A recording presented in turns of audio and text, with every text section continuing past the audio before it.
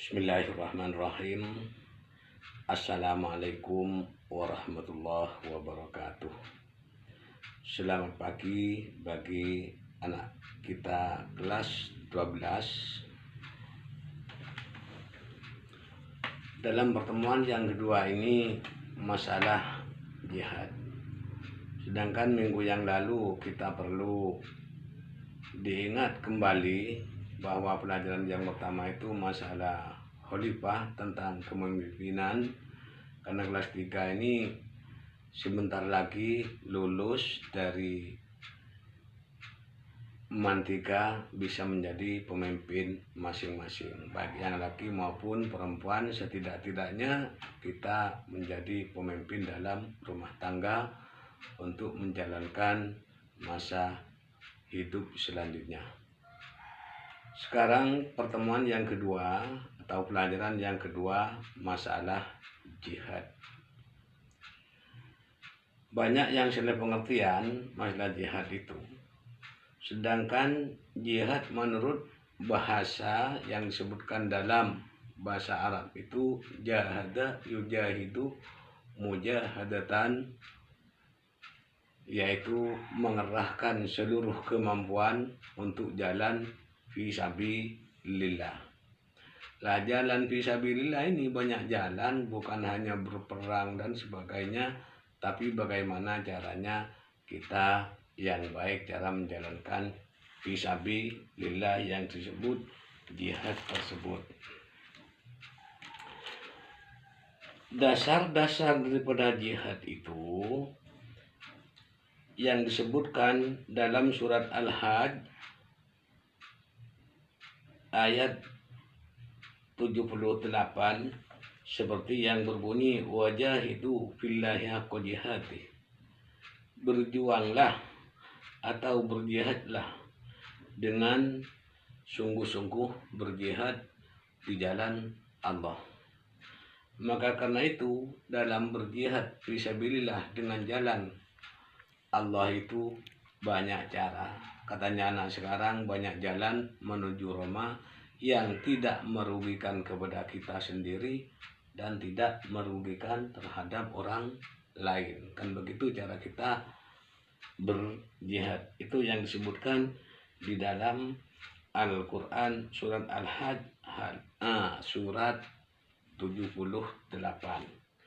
Dan lengkap dengan hadis-hadisnya, maka di bukunya bisa kita memperdalam sendiri, karena hadis-hadisnya banyak yang panjang-panjang itu.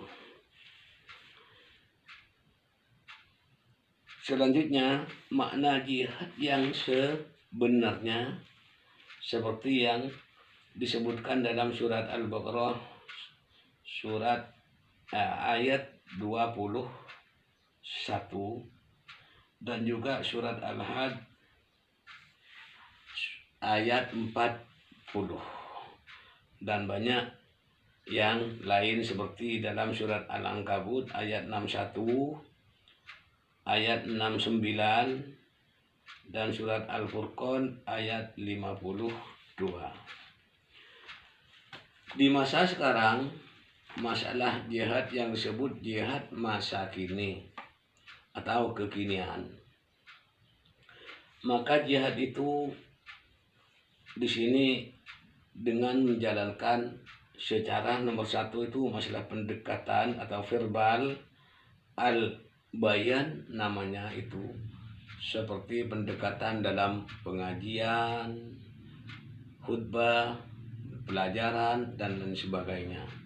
Yang nomor dua, pendekatan melalui tulisan, yaitu seperti karangan buku, karangan kitab dan karangan-karangan yang bagaimana untuk bisa ditiru oleh orang lain untuk menuju ke jalan Allah.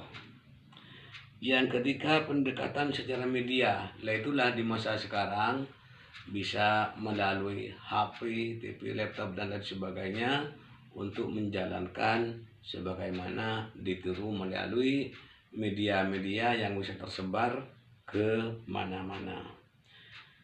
Yang nomor 4, pendekatan secara dialog. kita bisa tanya jawab dan lain sebagainya untuk mengetahui tentang bagaimana jalan yang benar, bagaimana jalan yang salah. Nah, keempat-empatnya itu yang merupakan jalan fisabilillah yang tidak merugikan bagi orang lain dan bagi dirinya sendiri. Selanjutnya, masalah jenis dan tingkatan jihad itu ada 3. Menurut imam-imam yang saya simpulkan, nomor 1, jihad menghadapi musuh yang nyata, mereka yang secara terang-terangan yaitu memerangi kita, memerangi umat Islam dan lain sebagainya yang berkaitan dengan Islam. Yang nomor 2, menghadapi setan. Ini ada setan yang nyata, ada yang setan yang tidak nyata. Yang tidak nyata itu seperti manusia tapi sikap dan lainnya itu yang merupakan ajakan-ajakan yang yang bisa mempengaruhi kita semuanya, yang asalnya kita dari orang baik bisa diajak ke jalan yang tidak baik. Nah, ini masalah pengaruh lingkungan, pengaruh teman dan lain sebagainya. Maka itu kira-kira kita semuanya di kelas 3 ini bisakah memerangi masalah-masalah yang seperti itu. Yang nomor 3, melawan hawa nafsu. Lah, ini yang paling sulit dalam jihad fisabilillah untuk memerangi hawa nafsu. Karena di masa-masa sekarang ini yang bisa menumbuhkan bermacam-macam nafsu, baik nafsu terhadap harta, nafsu terhadap cowok, cewek dan sebagainya, lah itulah yang bisa kita perangi. Maka jihad yang seperti itulah yang paling sulit. Sampai pada zaman Nabi mengatakan dulu setelah perang Badar itu perang yang paling berat di perang Badar itu, tapi Nabi setelah itu mengatakan ada perang yang paling besar itu yang lebih besar daripada perang Badar. Maka di antara sahabat itu, perang apa itu Nabi? Maka Nabi jawabannya itulah, yaitu perangnya hawa nafsu. Nah, inilah yang paling sulit untuk dihindari bagi kita semuanya sebagai umat Islam. Selanjutnya, dengan menyatakan bahwa jihad memerangi hawa nafsu itu memiliki 4 tingkatan. Nah, yang 4 tingkatan itulah mari kita kaji bersama. Nomor 1, jihad memerangi untuk belajar. Nah, inilah kita sebagai belajar ini banyak tentangan, banyak hambatan dan lain sebagainya, terpengaruh dengan nafsu-nafsu yang banyak macamnya. Yang nomor 2, jihad memerangi untuk mengamalkannya. Karena di masa sekarang ini banyak orang pintar, banyak orang alim, banyak orang yang sudah mengetahui tentang hukum dan lain sebagainya. Tapi bisakah pengamalan? Karena di masa sekarang ini banyak orang yang sudah pengalaman tapi tanpa pengamalan. Lah, itulah yang namanya jihad. Kita bisa mengamalkan apa yang telah dipelajari, apa yang telah kita ketahui, bahwa pengamalan itu yang paling sulit. Yang nomor 3, jihad memerangi untuk berdakwah dan mengajarkan ilmu yang telah kita ketahui yang diperlukan terutama diperlukan oleh keluarga, diperlukan oleh masyarakat, diperlukan oleh orang banyak, maka bisakah kita melaksanakan dakwah untuk memperbaiki apabila melihat sesuatu yang tidak sesuai dengan norma agama dan norma kemanusiaan? Kita bisakah memperingati seperti itu? Nah, ini diantaranya.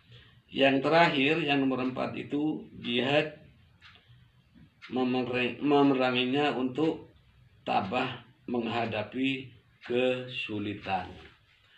Nah, inilah di masa sekarang banyak orang yang tidak sadar, tidak sabar untuk melakukan suatu hal atau nafsu-nafsu masalah kehartaan.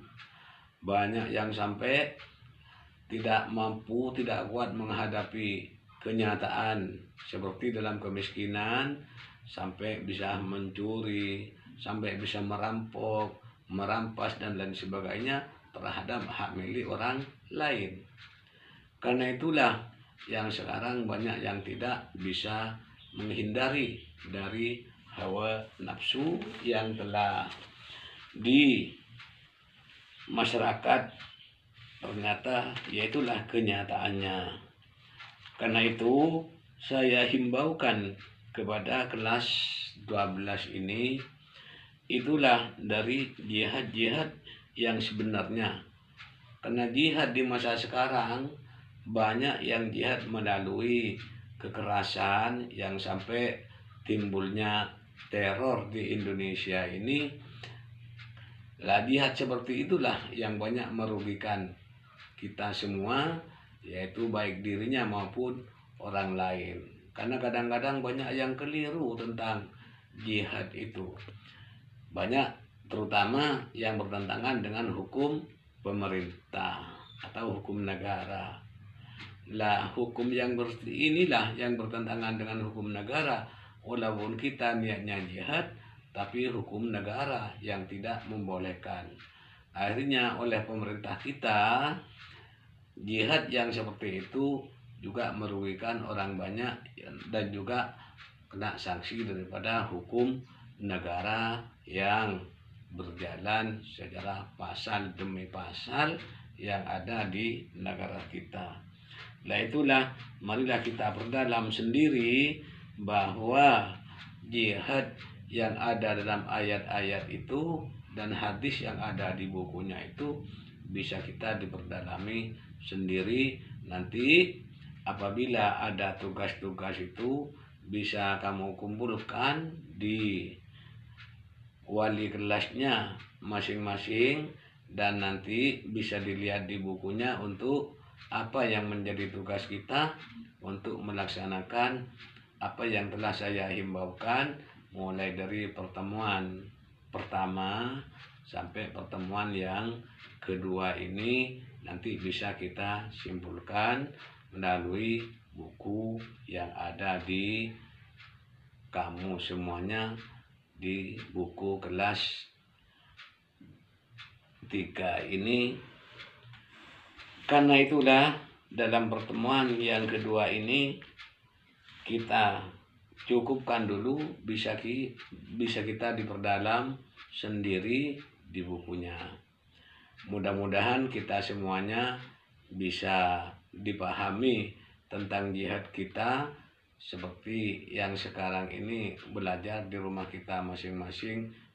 Bisakah kita berjihad dalam melalui pelajaran dan ilmu yang telah diberikan oleh semua guru yang ada di Mantika ini. Karena itu mudah-mudahan kita semuanya bisa mengamalkan dan bisa bermanfaat kepada kita. Maka sekedar itu saya akhiri, wallahul muwafiq ila aqwamit thariq. Wassalamualaikum warahmatullahi wabarakatuh.